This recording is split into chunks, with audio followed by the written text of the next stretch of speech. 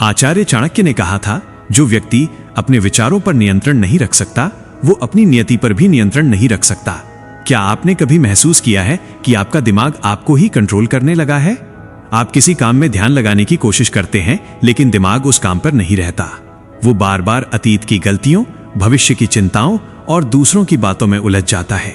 आप पढ़ाई करने बैठे हैं, किताब खुली है, लेकिन 1 घंटे बाद भी वही पन्ना खुला है, मन कहीं और भाग रहा है, जैसे विचारों का तूफान आपके भीतर लगातार चल रहा हो।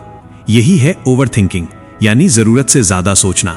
ये कोई साधारण आदत नहीं है, ये एक ऐसी मानसिक जाल है जो ना तो किसी डॉक्टर की रिपोर्ट में दिखती है, ना किसी स्कैन में पकड़ में आती है, लेकिन इसका असर किसी धीमे जहर से कम नहीं होता। ये इंसान की नींद, सुकून और आत्मविश्वास सब कुछ चुरा लेती है। और सबसे खतरनाक बात यह है कि जब तक इंसान समझ पाता है कि वो ओवरथिंकिंग के दलदल में फंस चुका है, तब तक उसका बहुत सारा कीमती समय, ऊर्जा और आत्मविश्वास बर्बाद हो चुका होता है। अक्सर हमें पता ही नहीं चलता कि हम सोचने की सीमा पार कर चुके हैं। हम किसी बात को बार बार मन में दोहराते रहते हैं। काश मैंने ऐसा कहा होता, अगर मैं फेल हो गया तो लोग मेरे बारे में क्या सोचते होंगे। और धीरे धीरे ये विचार हमें भीतर से तोड़ने लगते हैं। हमारे फैसले डगमगाने लगते हैं, ध्यान बिखर जाता है और जीवन एक पेंडुलम की तरह अतीत के पछतावे और भविष्य की चिंता में झूलता रहता है। अंशुल की कहानी से सीख। ऐसा ही हुआ अंशुल के साथ। अंशुल एक होशियार, मेहनती और भावुक लड़का था। उसके सपने बड़े थे, मेहनत सच्ची थी, लेकिन उसकी सबसे बड़ी कमजोरी थी हर बात को बहुत ज्यादा सोचना। किसी की एक साधारण टिप्पणी, आने वाली परीक्षा या दोस्तों की बातें, वो घंटों उसी पर सोचता रहता। रातें करवटों में गुजरती और सुबह आंखों में सिर्फ थकान होती। धीरे धीरे उसका आत्मविश्वास टूटने लगा और वो भीतर ही भीतर खो गया। एक दिन उसकी मां ने देखा कि वो बहुत चुप और बेचैन है। उन्होंने प्यार से पूछा, बेटा क्या हुआ? अंशुल बोला, मां, मैं हर चीज को लेकर बहुत सोचता हूं। क्या मैं सफल हो पाऊंगा? लोग मेरे बारे में क्या सोचते होंगे? अगर मैं फेल हो गया तो? मां मुस्कुराई, उसके सिर पर हाथ फेरा और बोली, बेटा सोच जरूर, लेकिन इतना नहीं कि जिंदगी रुक जाए। तू जिंदगी जी रहा है या सिर्फ उसे देख रहा है? यह वाक्य उसके दिल को छू गया।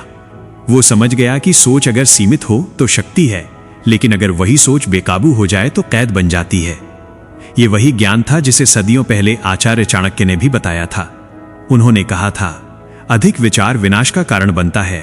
यानी जब इंसान हर बात पर सोचता ही रह जाता है तो उसका विवेक धुंधला पड़ जाता है और वो सही निर्णय लेने की शक्ति खो देता है।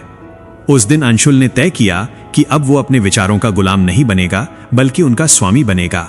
उसने समझा कि ओवरथिंकिंग को हराना किसी जंग की तरह है, जहां दुश्मन बाहर नहीं, हमारे ही भीतर होता है।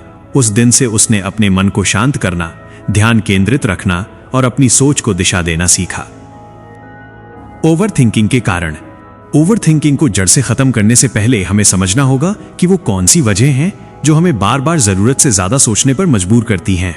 हर समस्या की जड़ में एक कारण छिपा होता है और ओवरथिंकिंग की जड़ में सबसे बड़े कारण ये हैं। 1. डर, फियर। डर असफलता का, आलोचना का और भविष्य की अनिश्चितता का। जब हमें किसी चीज के परिणाम का भरोसा नहीं होता तो हमारा मन उसे लेकर बार बार सोचने लगता है। ये सारे विचार हमें उसी डर के घेरे में कैद कर देते हैं। 2. अतीत और पछतावा। अक्सर हमारे पुराने अनुभव, गलतियां या पछतावे हमारे दिमाग में गहराई तक घर कर जाते हैं। हम उन बातों को भूलना चाहते हैं, लेकिन वे खुद ही बार बार हमारे विचारों में लौट आती हैं। काश मैंने ऐसा नहीं कहा होता। ऐसे विचार हमें वर्तमान से काट देते हैं और बार बार अतीत में खींच ले जाते हैं। 3. आत्मविश्वास की कमी, लैक ऑफ सेल्फ कॉन्फिडेंस। जब हमें खुद पर भरोसा नहीं होता तो हम अपने हर निर्णय पर संदेह करने लगते हैं। क्या मैं सही कर रहा हूं? क्या मुझसे गलती तो नहीं हो जाएगी? लोग क्या सोचेंगे? ये आत्मसंदेह धीरे धीरे हमारी ऊर्जा और आत्मविश्वास दोनों को कमजोर कर देता है। 4. परफेक्शनिज्म। परफेक्शनिज्म यानी हर काम को बिल्कुल सही करने की आदत। ऐसे लोग किसी भी काम को शुरू करने से पहले 100 बार सोचते हैं। उन्हें हमेशा लगता है कि अभी समय सही नहीं है या मुझे थोड़ा और सीखना चाहिए। परफेक्शन की खोज में इंसान शुरुआत ही नहीं कर पाता और यही सोच उसे आगे बढ़ने से रोक देती है। ओवरथिंकिंग के परिणाम।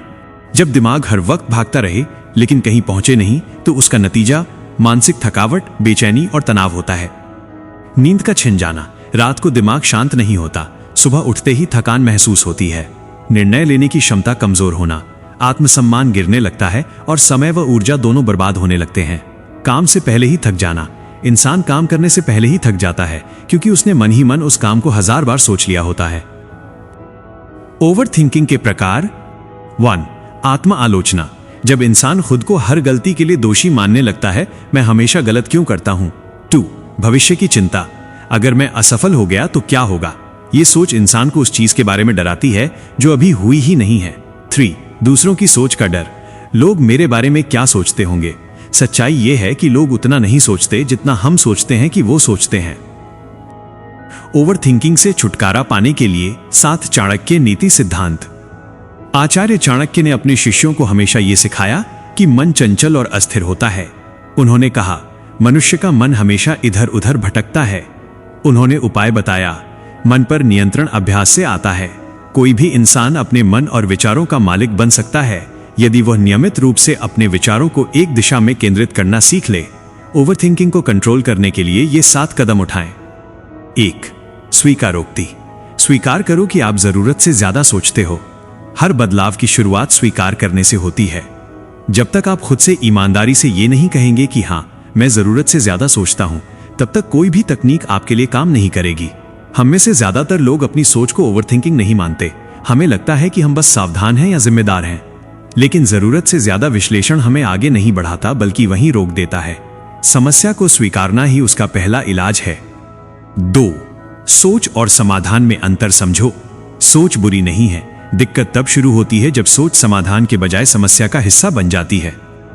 जब आपकी सोच किसी निष्कर्ष, निर्णय या समाधान तक पहुंचती है, तब वो सोच है। जब वही सोच बार बार उसी जगह घूमती रहती है और आपको कोई कदम उठाने नहीं देती, तो वो ओवरथिंकिंग बन जाती है। ओवरथिंकिंग आपको प्रोडक्टिव होने का इल्यूजन देती है, जबकि असल में ये मेंटल पैरालिसिस है। खुद से पूछो, क्या मैं इस सोच से कुछ हल निकाल रहा हूं या बस खुद को उसी बात में उलझा रहा हूं।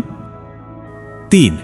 वर्तमान में जियो, माइंडफुलनेस। ओवरथिंकिंग का सबसे बड़ा कारण यही है कि इंसान कभी अतीत में जीता है तो कभी भविष्य की कल्पनाओं में। चाणक्य की नीतियों में यही सिखाया गया है कि वर्तमान में टिके रहना ही सबसे बड़ी शक्ति है। अतीत को बदलना हमारे हाथ में नहीं है, लेकिन उससे मिलने वाले पाठ और सीख को बदलना हमारे हाथ में है। पिछली बार जब अतीत दिमाग में आए, बस यही सोचो, जो होना था वो हो चुका, अब उससे मैं क्या सीख सकता हूं। वर्तमान। जितना ज्यादा आप अब में रहेंगे उतना ही कम ओवरथिंक करेंगे। 4. ग्रेटफुल होना सीखो, प्रैक्टिस ग्रैटिट्यूड। चाणक्य ने सिखाया कि असली ताकत और संतुलन शुक्राना में है। जब इंसान अपनी जरूरतों और जो उसके पास है उसके लिए आभारी होता है, तो उसका मन शांत और स्थिर रहता है। लंबी सांस लो और खुद से कहो, जो मेरे पास है वही मेरे लिए काफी है। इस सोच को अपनाने से अतीत और भविष्य की उलझनें दूर हो जाएंगी। समस्या नहीं, समाधान पर ध्यान दो। हर समस्या का हल कहीं ना कहीं जरूर होता है। चाणक्य कहते थे कि केवल समस्या पर सोचने से कोई हल नहीं निकलता, लेकिन समाधान के बारे में सोचते ही मन सक्रिय हो जाता है और चिंता कम होती है। 5. खुद से सवाल पूछो। जब भी कोई विचार बार बार दिमाग में आए, तो उसे रोकने के बजाय खुद से सवाल पूछो, क्या यह सोच मेरे लिए उपयोगी है? क्या इससे मुझे कोई हल मिल रहा है?